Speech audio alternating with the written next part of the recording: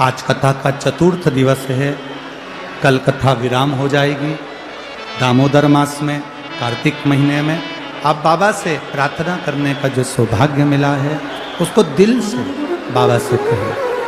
जहाँ कार्यकर्ताओं को जगह मिले वो वहाँ बैठ कर बोलें, पर बैठ कर सब प्रार्थना करें। श्री शिवाय नमस्तुभ्यं, श्री शिवाय नमस्तुभ्यं, श्री शिवाय नमस्तुभ्यं, श्री शिवाय नमस्तुभ्यं, श्री शिवाय नमस्तुभ्यं। भोला सब दुख काटो भार, हो भोला सब दुख काटो भार। शिव शंकर जप तेरी माला, भोले बाबा जप तेरी माला। भोला सब दुख काटो भार, ओ भोला सब दुख काटो भार। देश मंगल मंगलकारी, देश मंगल मंगलकारी। शमशान वासी हमारा, शमशान वासी हमारा। ओ भोला सब दुख काटो भार, ओ भोला सब दुख काटो भार। शिव कथा कहती है, लक्ष्मी जी ने बेलपत्र के वृक्ष के नीचे साधना करना प्रारंभ करा। जैसे ही माँ लक्ष्मी ने बेलपत्र के वृक्ष के नीचे साधना करना प्रारंभ करा तो देवाधिदेव महादेव कुछ ही समय में, प्रदोष काल के समय पर लक्ष्मी जी के सामने शंकर भगवान प्रकट हुए। शिव जी ने पूछा, लक्ष्मी तुम्हें क्या चाहिए? लक्ष्मी जी कहती हैं, मेरी ये अश्व की योनि, मुझे अश्वी बनना पड़ा, घोड़ी बनना पड़ा। इस अश्व की योनि से मैं मुक्त हूं, पर प्रभु इस अश्व की योनि से मुक्त तो हूं, पर मेरे प्रभु ने मुझे घोड़ी बनाया है, अश्व बनाया है।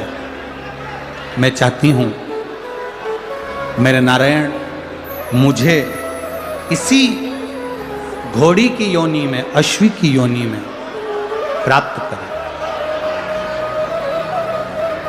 इस घोड़ी की योनि में, इस अश्वी की योनि में मेरे स्वामी, मेरे नारायण मुझे प्राप्त। ठीक है, भगवान भोलेनाथ जी ने कहा, आप चिंता ना करें। जिस प्रदोष काल में आप बेलपत्री के वृक्ष के नीचे आती हो,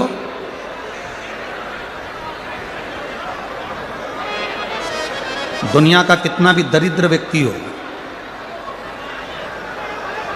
चाहे दुनिया का कोई व्यक्ति ऐसा हो जिसका कभी व्यापार चलता ही नहीं हो, उसने 50 बार बदल के देख लिया, फैक्ट्री चली नहीं रही, जिस काम को करने के लिए जाते हैं वो काम टल जाता है, आज की जगह कल, कल की जगह परसों, परसों की जगह नरसों, काम होता ही नहीं। बेटा बेटी का संबंध करने जा रहे हैं पर हो ही नहीं रहा।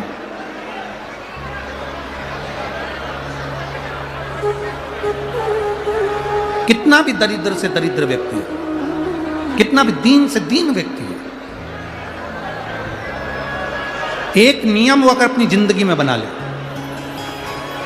प्रदोष काल में, प्रदोष के समय पर बेलपत्री के वृक्ष के नीचे एक बार जाकर नमन करना और प्रदोष काल में शंकर भगवान के मंदिर में दिया लगाना, ये दो चीजें अगर वो 3 महीना भी लगातार कर ले तो उसके जीवन में कभी कोई समस्या आ ही नहीं सकती, कोई दुख आ ही नहीं सकता। एक नियम बना, जैसे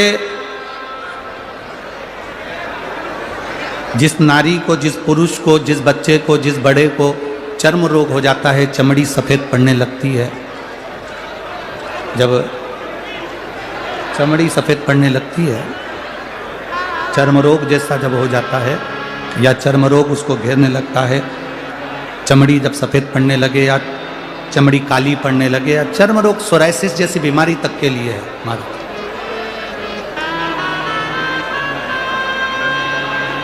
बेलपत्री के वृक्ष के नीचे की मिट्टी, बेलपत्री के वृक्ष के नीचे की मिट्टी, उसको जिस पात्र के अंदर शिवलिंग बनाने के लिए हम गलाएं, जिस पात्र के अंदर हम शिवलिंग बनाने के लिए उसको गलाएं और शिवलिंग का निर्माण कर कर हम बेलपत्री के वृक्ष के नीचे उसका पूजन करें, उसका विसर्जन करें। और बेलपत्री के नीचे की जो मिट्टी है जिस पात्र में गलाई जाती है, उस पात्र के पानी का स्नान, उस मिट्टी का थोड़ा सा भाग अपने शरीर पर लगाकर, जहाँ सफ़ेद चमड़ी हो रही हो या श्वेत चमड़ी हो रही हो वहाँ लगाकर और उसका स्नान करना यदि हम प्रारंभ करें। परंतु प्रदोष जैसे अपन शंकर भगवान के मंदिर जाते हैं, दर्शन करते हैं, पूजन करते हैं, उसी तरह बेलपत्री के वृक्ष के नीचे की मिट्टी को गलाकर हम शिवलिंग का निर्माण करते हैं। स्नान करना या शरीर पे लगाने के साथ में सबसे ज़्यादा जरूरी है शंकर भगवान के उस शिवलिंग की पूजन करना, पार्थिव लिंग की पूजन करना। लगभग 2 शिवरात्रि निकलेगी महीने की और बाबा जहां जहां से चमड़ी सफेद हो रही होगी वहां से धीरे धीरे बाबा अपने असली रंग को देना प्रारंभ कर देता है। इतना बेलपत्री के वृक्ष की पार्थिव लिंग निर्माण और पूजन की उस मिट्टी का इतना वर्णन हमारे शास्त्र करते हैं, इतना वर्णन।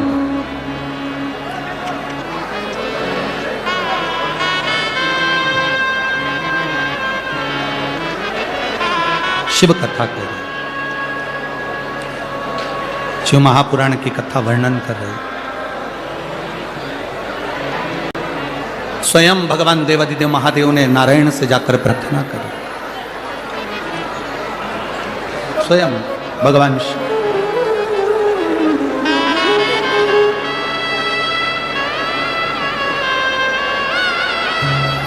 शंभु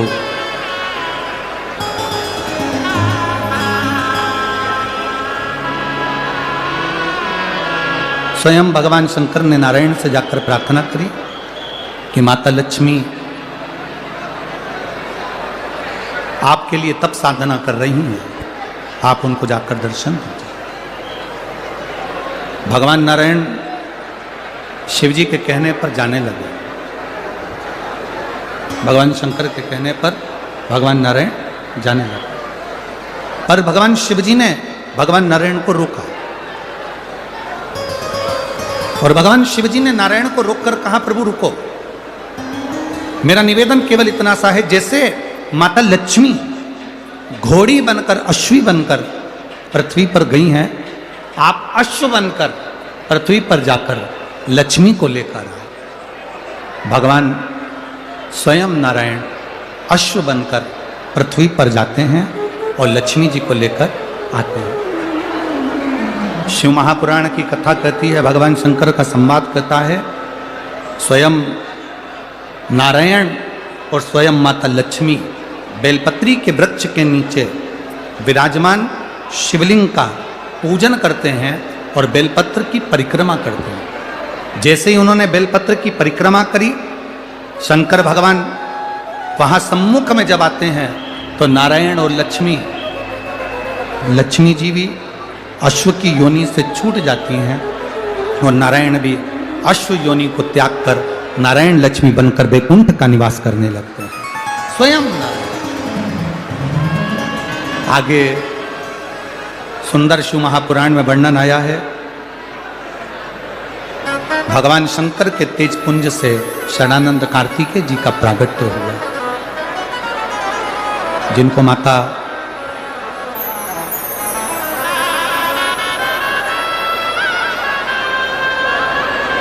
पार्वती जी ने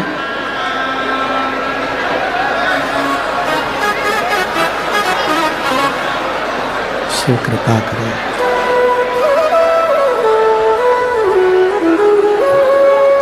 शरणानंद कार्तिकेय जी का संवाद आता है, जहाँ पर माता पार्वती जी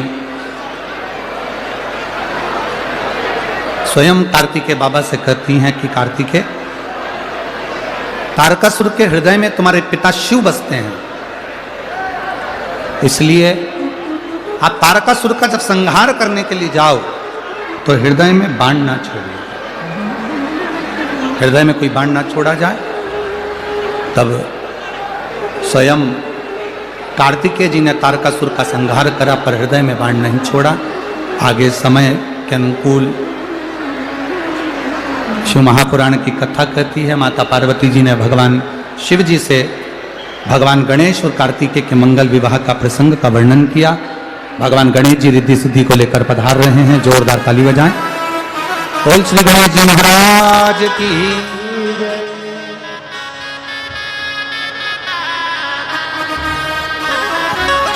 रिद्धि सिद्धि भगवान श्री गणेश जी महाराज के गले में जयमाला पहना रही हैं। भगवान श्री गणेश जी महाराज ने रिद्धि सिद्धि के गले में जयमाला पहनाई है।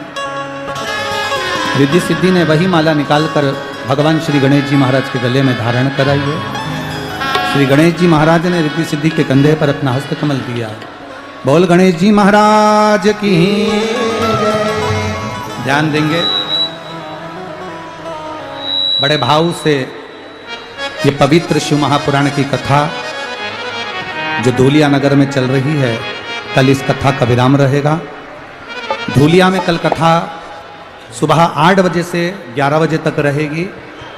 जिन्होंने पूरे 5 दिन की कथा का रसपान ना किया हो, वो इस कथा का रसपान कल की कथा का अवश्य श्रवण करें।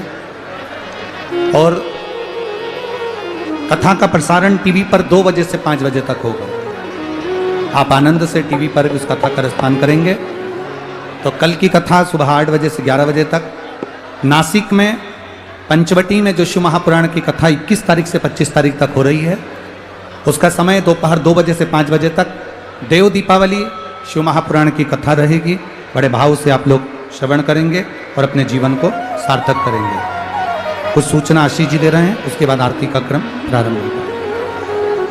हर हर सभी भक्तों को हर हर महादेव सदा जैसे का श्री शिवाय नमस्तोभ्यम। व्यासपीठ को नमन करते हुए हम सबके प्रिय, हम सबके लाडले ठाकुर कल्लू जी महाराज के चरणों में नमन करते हुए परम सत्य परम आदरणीय विश्वविख्यात पूज्य गुरुदेव के पावन चरणों को नमन करते हुए और आप सभी शिव भक्तों के चरणों में नमन करते हुए सुंदर कथा के आज चतुर्थ दिवस की कथा हम सभी ने श्रवण करी और अपने जीवन को कृतार्थ करा। सुंदर आप सभी को ज्ञात है, कल कथा यहाँ पर 8 बजे से 11 बजे तक रहेगी और उस कथा का प्रसारण दोपहर 2 बजे से 5 बजे तक आस्था चैनल पर, यूट्यूब, फेसबुक पर हम सभी श्रवण कर सकेंगे और अपने जीवन को कृतार्थ में कर सकेंगे। और आप सभी को ज्ञात है 21 तारीख से 25 तारीख तक नासिक की पावन धरा पर सुंदर कथा श्रवण कर हम सभी अपने जीवन को कृतार्थ करेंगे, आनंद में करेंगे। सुंदर आरती का समय भी हो चुका है। आरती में जिन भक्तों के नाम मंच से लिए जाएंगे वे अतिथि के मंच पर बता रहे श्री चेतन जी मंडोरे एवं परिवार कथा के जजमान हैं, बड़े ही आदर और सम्मान से मंच पर बता रहे। गुड्डू जी अहिराव परिवार बड़े ही आदर और सम्मान से मंच पर बता रहे। आनंद सेठ जी वर्मा परिवार बड़े ही आदर और सम्मान से मंच पर बता रहे। बसंत सेठ जी अग्रवाल परिवार बड़े ही आदर और सम्मान से मंच पर बता रहे। महादेव जी परदेसी, महादेवी जी परदेसी, बीकन आजा जी बरोड़े, किरण साई जी फुलवार, राजवर्धन गडलाट, श्रीमती कंदवाड़े जी मैडम, गजेंद्र जी अल्पकाल।